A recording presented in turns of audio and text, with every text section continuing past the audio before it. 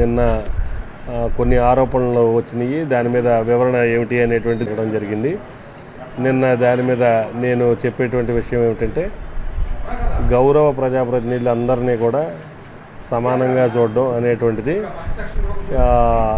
మొదటి నుంచి చేస్తూ ఉన్నాను. గతంలోనే అదే విధంగా జరిగింది, ఇప్పుడు అదే విధంగా జరిగింది, భవిష్యత్తులో కూడా అదే విధంగా నడుస్తుంది తప్పించి వేరే ఆరోపణలు కానీ అటువంటివి ఏమి కూడా మనం అవి ఏదైతే ఉన్నాయో అవి ఇది కాదు.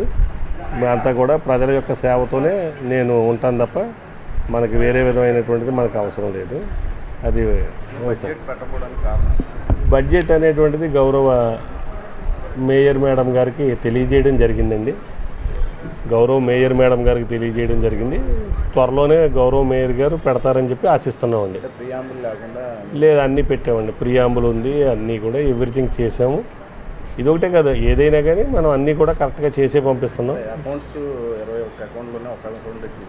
లేదండి, అవి అన్నీ కూడా కరెక్ట్గానే ఉన్నాయి. వారు ఏమన్నా తేడా ఉంది అనుకుంటే కనుక ఖచ్చితంగా ఇది ప్రజా ఆఫీసు కాబట్టి ఎవరైనా రావచ్చు, చూడొచ్చు, అడగొచ్చు. దానికి సంబంధించి మేము అన్నీ కూడా వివరణలు ఇవ్వడం కూడా జరుగుతుందండి. అంతే తప్ప వేరే విధంగా ఏమీ లేదు.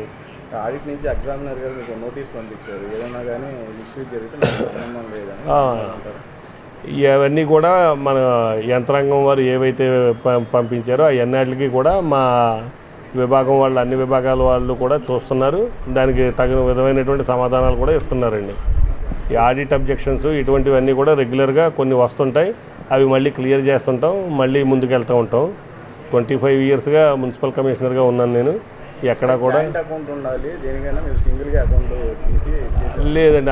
ఆ విషయం కూడా ఇప్పుడు వాళ్ళకి చెప్పడం జరిగింది. అకౌంట్స్ వింగ్లో ఎక్కడైనా లోపాలు ఉంటే సరిదిద్దుకోమని కూడా చెప్పడం జరిగింది. అంతే తప్ప ఎక్కడా కూడా వేరే విధంగా మనం ముందుకు వెళ్ళడం అనేటువంటిది లేదండి. కలెక్టర్ గారికి ప్రధాన ఫిర్యాదు బడ్జెట్ పెట్టమని ఇచ్చారు. బడ్జెట్ అనేటువంటిది అదే కదా, బడ్జెట్ నేను పెట్టకపోవడం అన్నది ఏమీ లేదండి.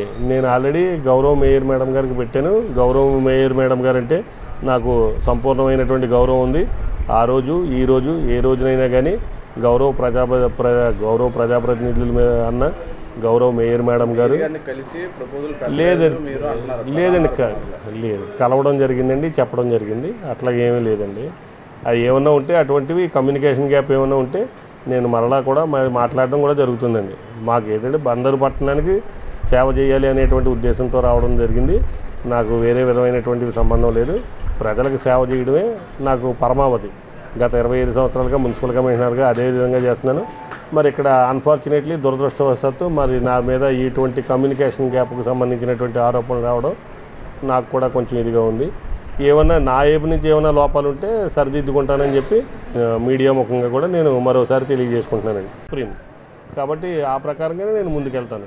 అంతే తప్ప కౌన్సిల్ని కాదని తోసిరాజని మనం వెళ్ళడానికి కూడా అటువంటి అధికారం లేదు కమిషనర్ గారికి.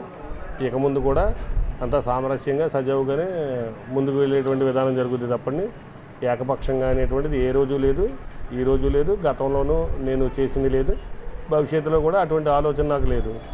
కాబట్టి ఎక్కడా కూడా ఇటువంటివి నేను ఆరోపణలు వినలేదు. ఫస్ట్ టైం కొంచెం ఇక్కడే వింటున్నాను. సరే, ఏమన్నా నిజంగా నా వైపు నుంచి కూడా లోపాలు ఉండొచ్చేమో.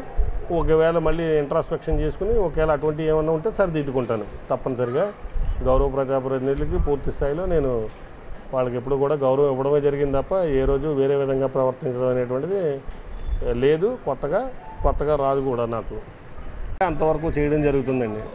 మాకు అధికారులకి కానీ మున్సిపాలిటీలో ఉన్నటువంటి సిబ్బందికి కానీ మాకు పార్టీలతో సంబంధం లేదు. పార్టీ అన్నది మాకు ఇది కాదండి, అది మామూలుగా చేస్తుంది.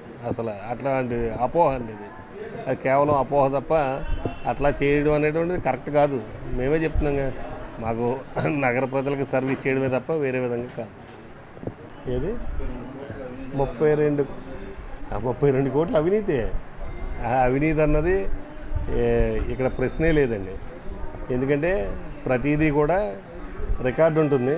రికార్డు ప్రకారం అధికారులు మొత్తం అన్నీ వెరిఫై చేస్తారు తప్ప వేరే విధంగా అన్నది ఉండదు. అసలు అటువంటి సమస్య లేదు.